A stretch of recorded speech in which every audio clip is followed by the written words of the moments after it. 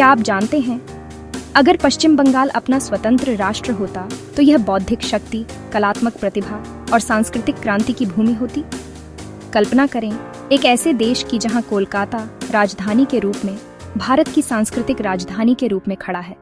औपनिवेशिक युग की वास्तुकला, रवींद्रनाथ टैगोर जैसे बुद्धिजीवियों और इतिहास को आकार देने वाले क्रांतिकारी आंदोलनों का घर। यह पश्चिम बंगाल राष्ट्र केवल साहित्य और कला की भूमि नहीं होती, ये रचनात्मकता और राजनीतिक विचारधारा का पालना होती।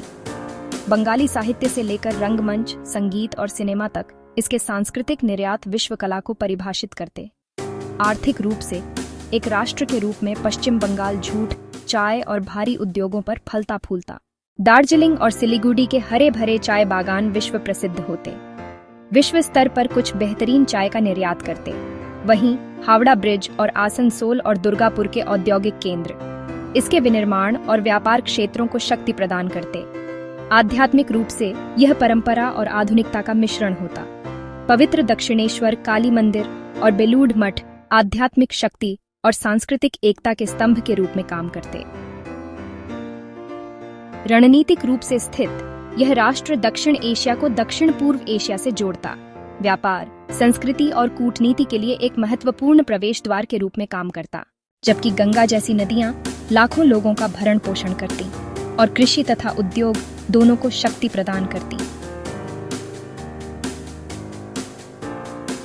तो अगर पश्चिम बंगाल एक संप्रभु राष्ट्र के रूप में खड़ा होता, क्या यह एशिया की सांस्कृतिक राजधानी, उद्योग की शक्ति या क्षेत्र का बौद्धिक प्रकाश स्तंभ बनकर उभरता? यह है पश्चिम बंगाल, केवल एक राज्य नहीं, कला, बुद्धि और अनंत आत्मा का राष्ट्र। यह पश्चिम बंगाल कला, बुद्धि और अनंत आत्मा का राष्ट्र। चाय बागान, पुल, मंदिर और साहित्य सब एक साथ जगमगाते हैं। अगर आपको यह पसंद आया हो तो लाइक करें और सब्सक्राइब करना न भूलें।